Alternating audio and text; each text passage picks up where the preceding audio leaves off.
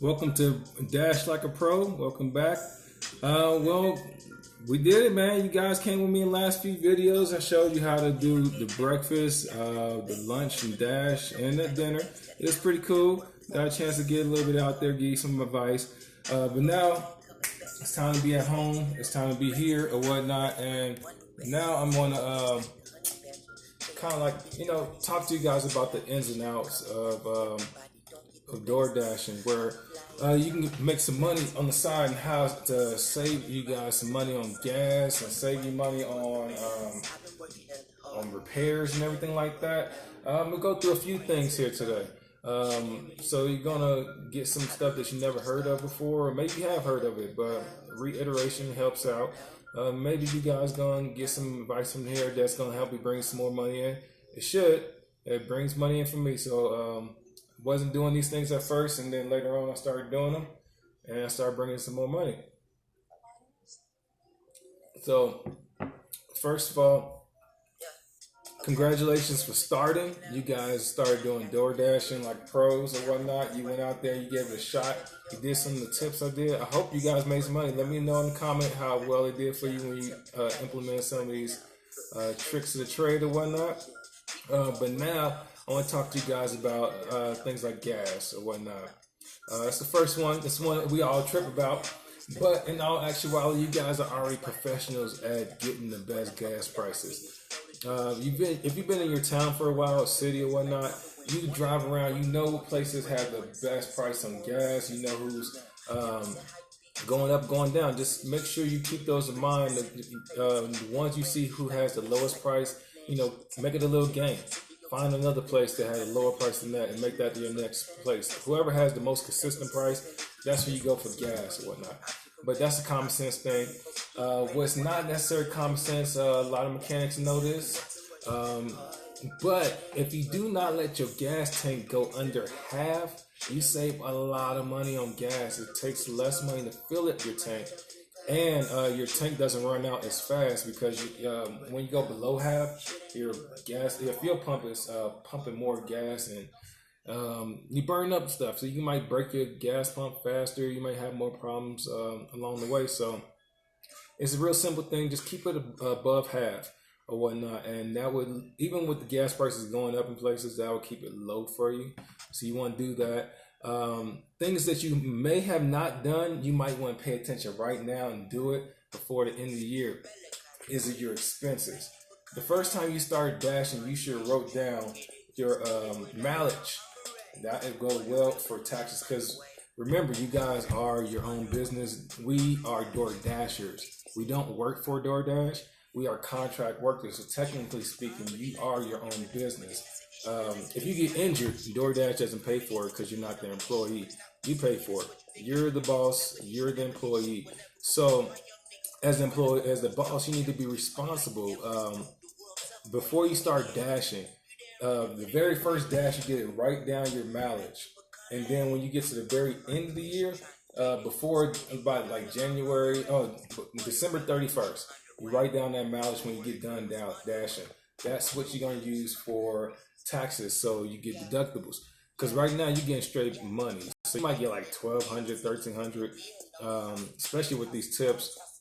And you're not getting taxed on any of that. At the end of the year, you do.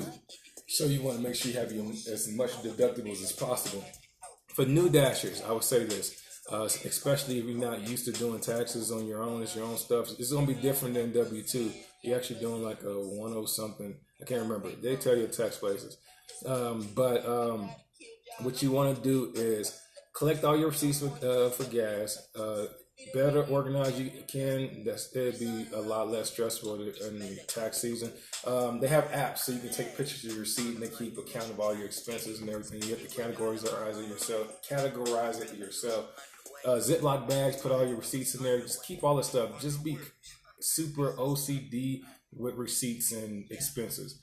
Whatever you pay for with this business, just receipt it, mark it, label it, put it aside. Say car repairs, mark it, put it to the side. Say like you want to stay in a hotel and you dash that way, stash it, put it aside. Say you ate lunch, save that receipt, stash it to the side. All that. That's what you want. You want to go crazy with this. You want people to say, man, you really like taxes. How much you want to go crazy with that? Keep it all. So, and have it organized. So when the end of the year, when you get your information from DoorDash or whatnot, you can take all that information with all your bank statements you're gonna need from the whole year you've been DoorDashing to your tax person. They're gonna look at that number and be like, "Oh, this is crazy." But you show them your mileage and you show them your gas receipts. They're gonna look at both, and whichever one of your expenses is more, either your mileage or your expenses from buying and repairing stuff. That's what they're gonna use to deduct from your taxes. And man, I kid you not, I had people at tax offices questioning me, and they really didn't believe it. They were like, "It's no way you ride this many miles." And they looked at how much I got paid. They said, "Okay, this will work." And then I had no problems with it. I haven't had to pay taxes yet. They always seem to have to pay me and whatnot. With that, so that's pretty cool. Like, if you have more questions, detailed questions about that, just let me know in the comments, and I touch on that. What you also want to do, let me think. I want to keep you guys, something a little bit ahead. I talked to you guys before on the videos about, if you like to push your speed. Remember, you're a DoorDasher. You're not a slow person. You're not whatnot. So you want to make sure all your driving goes a little bit fast. At the same with that, there are people out there who will give you tickets if you breaking the law. Don't break the law. If you are a little bit more conscientious of what you do, just know that the speed limit of places could be 45. They allow you to go 50. By law, you won't get a ticket. I've done the past cops. I drove next to cops. They don't give you a ticket. If you ever see those little machines, that little telltale machines, the ones that light up when you drive past all your speed limits and stuff like that, test it out. If you're going 45 and 45 and it's telling you that you're going 43, just know that thing is calibrated to give you 3 extra miles. So in case you forget, you won't get a ticket. That's how police officers, their thing is calibrated. So if you're doing 53, they probably got you going 51. So you have a better chance of not getting a ticket. Keep your eyes open, keep it peeled. If you're using some apps, if you're using a map app like Google Maps, I use them. Everybody who uses Google Maps, they alert each other about cops, construction, traffic jams, things in the middle of the road or whatnot. So you want to pay attention to those things, even help out or alert other people, let everybody know. Is this to help your dashing go a lot faster? I never got a ticket for speeding while I've been door dashing for 2.5 years. I run into a lot of cops, talk to them. They're pretty cool people. Around here, they're pretty cool. Nobody give you tickets unless you actually get a ticket. Out here, they're kind of like a fair ticket place. I see them pull dozens of people of all ethnicities around here, so they're serious about that. As long as you ain't breaking the law, they don't mess with you. They're about their paper out here. So they still only get you only on things they can, make money off of. Just brush through that one. I can't really think of anything about that right now, but if you guys got some more stuff you want me to shout out, I will. I'm making another video soon about some extra stuff that I want you guys to work on, but those 2 things, keep them in mind. This one's going to be the video that you're just talking about. We're talking about your driving, and we're talking about taxes. Just make sure also when you drive into that you take account of which lights give you a ticket if you go through it. Out here it's only 1, but in major cities a lot of lights give you tickets if you go across that line. They're not playing. They will send you a ticket in the mail. You can waste your time and go argue it. At this point, if I know I broke a law, I just go ahead and pay it because they usually don't give you no points on that. If you get pulled over by a cop, which I have done because I've done stupid stuff like illegal U-turn. I take that back. I did get pulled over twice for speeding. It was in different towns I'm normally dashing in. But both of the cops let me go when they found out I was a DoorDasher. So if you are in any type of delivery service, let them know you're doing delivery. Most of the time, cops are pretty cool because they know you're working. And they don't want to stop people from dashing when they order DoorDash. So they will definitely cut you breaks on that. But don't take advantage of it. Not all cops are that cool. But yeah, I haven't got a ticket yet because the 2 times I did get pulled over for speeding, the cops let me go. Cool with them. I didn't lie. Let them know I was speeding. I was on my way to a dash. Wasn't paying attention. went a little bit too fast past you. I didn't see you there, buddy. They let you go. They usually let you go. Pretty cool, guys. But yeah, get out there and use some of these tactics. It might help you get your dashes done faster. I know it helps me get mine done faster. It depends on what area you are. I'm in an area where you can go places where the speed limit is 75. So everybody on the back roads be going like 90 and 100. It's not really too much of really a law, just more like be careful not to hit a deer or something like that. Don't do nothing crazy. There's a difference between driving fast and driving reckless. Don't drive reckless. If you're going to miss a light, miss it. Your life is more important than a $20 dash. It's more important than a $30 dash. Your life is more important than any type of money dash. Do not let this job cost you your life, your car, your livelihood, injury, whatnot. It's not that serious. The light will change. You can catch it again. So, man, be like wise when you're driving or whatnot. But push it, man. It's fun. It's really fun to be out there with other people. You see everybody going fast because that's just the culture. You can see a whole bunch of dashers going fast, and the whole city started doing it. Next thing you know, and it's not a problem. It's not like car crashes and like that. So like, as long as you're driving and like responsible, you should be fine. If you feel uncomfortable with that, I get it. Don't break anything. I don't want to encourage anybody to do anything they feel uncomfortable with doing. Go to your speed that you're comfortable with. Slow and steady wins the race. Hey, it will. You won't die. You won't get a ticket, so you have more time to do dashes. So, take your time, do what you do. Do your comfort zone. Learn the routes of everywhere. At first, I used to just rely on GPS. I do now if I'm going to people's houses. For most time, restaurants, I know where they are at in like a few different cities. Almost forgot about this. I told you guys about hotspots. I know I was going to stop it like a few minutes ago, but we're going to keep going. I told you guys about hotspots, where you want to pick your spots when you're going to dash. The air dash is like the tides of the ocean. It will change on you. It can be nice today and not tomorrow. This is where you use your wisdom. And you're losing money. If you're sitting in an area that's normally your hotspots and you're going to all your hotspots and they're cold, I mean, like, you find out nothing wrong with the network with DoorDash, it's just you're not getting no dashes. It's how I change. People change their mind, don't order as much here or there. That's when you want to be broad-minded and be not afraid to go out to a different city. I have a few cities I go to. Out here, I would go to Castle Rock. That's only like 20 minutes away from Colorado Springs. And that's a moneymaker for me, especially if I'm doing a drought here. The only problem with that is you have to drive there.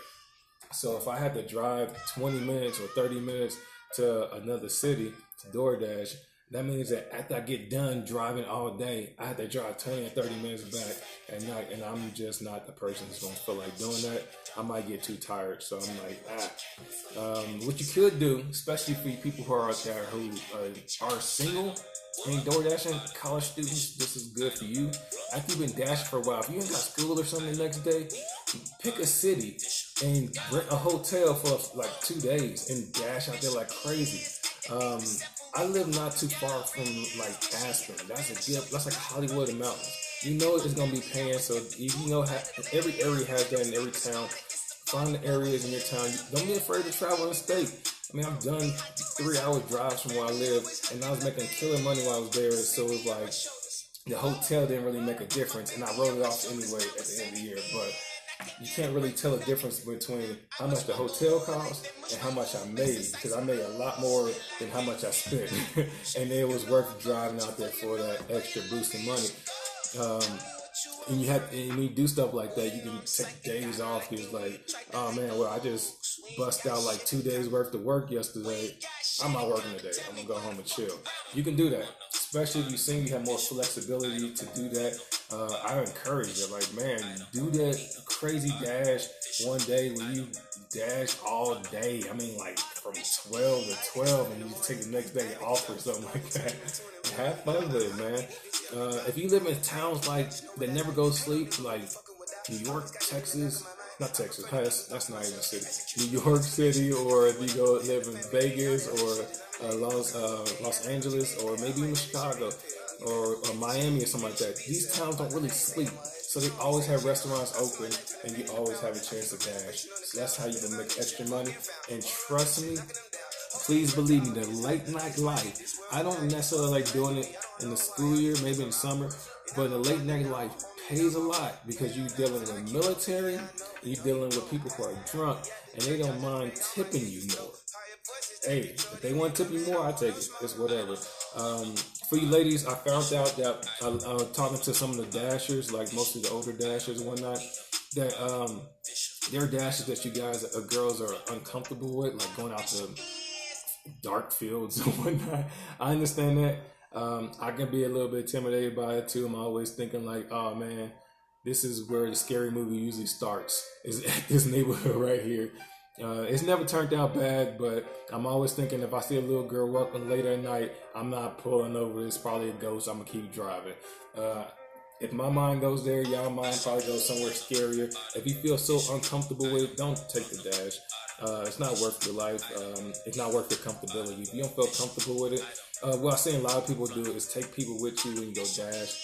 If you feel more comfortable taking your older brother, your husband, your boyfriend, whatever, with you dash and do that, it's not a problem. You got somebody watching your car, and that's actually a good strategy to make a lot of money if you're in the city. I don't know necessarily like dashing in major cities because it's hard to park or whatnot, but if you have another grown person with you that can drive, you can you can get out of the car, they can drive around the block while you drop off an order. Next thing you know, you're making more money. City does pay more, but you have to be more clever because there's a lot more traffic. It's a lot harder parking. A lot more problems leaving your car there because you might get stolen, robbed. I've been hearing a lot of stuff in major cities. I haven't had that problem happen here. I had people threatening. I'm looking like you're not gonna touch my car, but and it's usually like kids or something like that standing around. But the real stuff with people actually busting your car and stealing it or whatnot, that never happened here. That doesn't happen here. This is like a pretty safe town and whatnot. But in those areas, when they do have it, it'd be nice if you take like a friend or two with you. Can you take your kids with you dashing? It depends on your kids. If your kids are responsible enough to sit in the car and not try to drive it, or not too young where people will call police on you, especially in like nice towns, they will call the police on you, or they'll try to grab your kid out the car and just say, I don't think they're safe. They'll do some crazy stuff like that. So if you're in that situation, I say no. But I've seen people, full moms with 4 kids, going to restaurants with their kid. That's not a problem. Or kids, it's not a problem. I've taken my kids with me dashing. It's not really a big deal.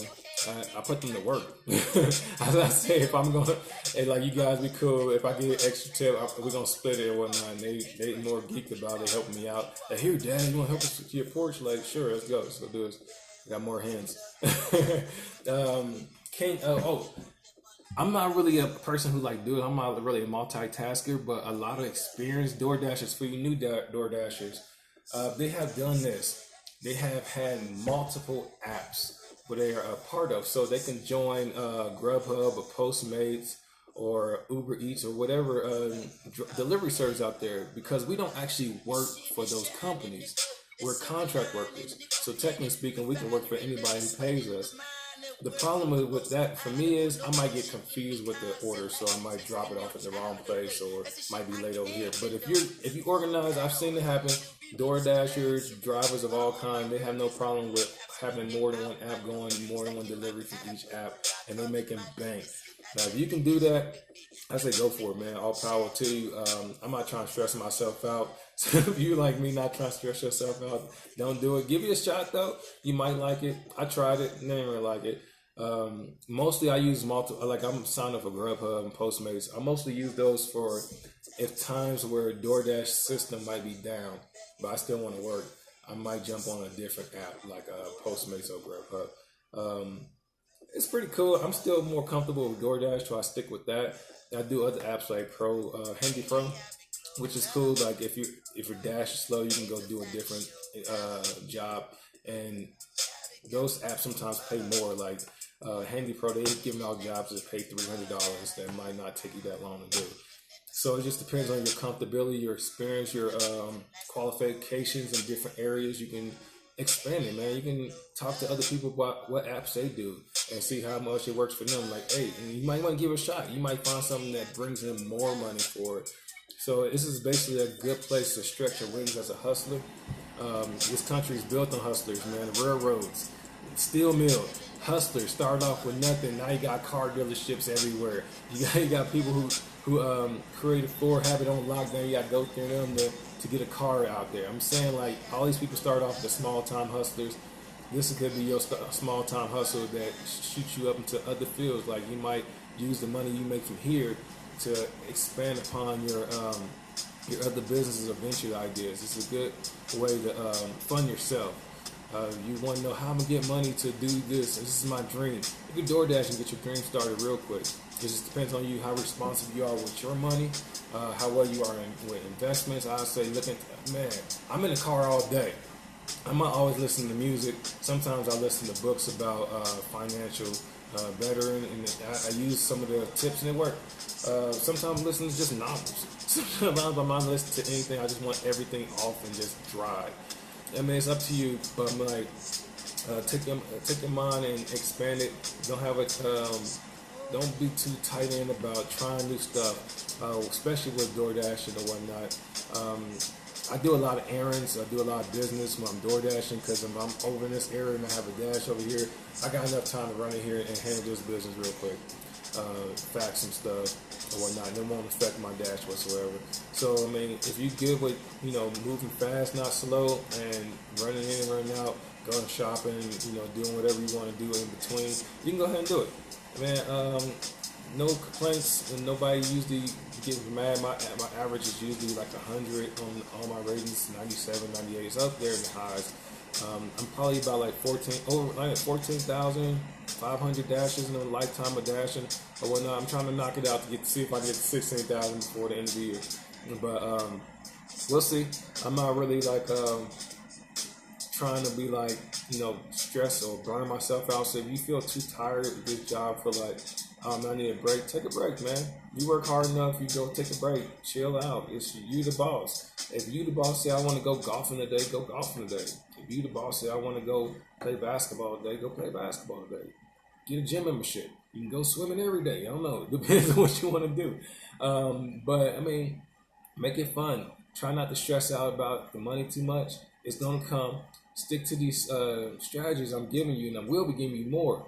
I made this go longest video I've ever had because I'm pushing a lot of stuff in here. This is after hours. I'm out dashing, so I feel like I talked to you guys a little bit more about details. You can do these things. I'm gonna give you more details and more stuff, but I like these strategies I give you guys. Watch the video more than once. Maybe you might see something that you never heard, you didn't hear me say the first time, and that you might want to try it out, and it brings you more money. Check out the other videos. Like, subscribe, share, and whatnot. A lot more of these videos gonna be coming out. Check it out. Tell me what you think.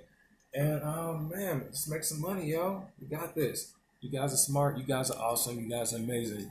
You guys are what people are hoping for. They're hoping for not being stuck. They're hoping for things they can do being accomplished. You're making dreams come true. I know it sounds crazy because you're delivering. No, you're not just delivering. You're bringing people food. That's nourishment. You're bringing people flowers. That's a gift they weren't expecting. You're bringing people more than just food. You go to stores, man. You go actually shopping for clothes for people. It depends on where you are or whatnot. But you guys are cool. You're awesome. Keep in mindset that you are amazing, and no matter what, you're gonna be awesome at this job. Just keep at it or whatnot. And yeah, shalom, shalom.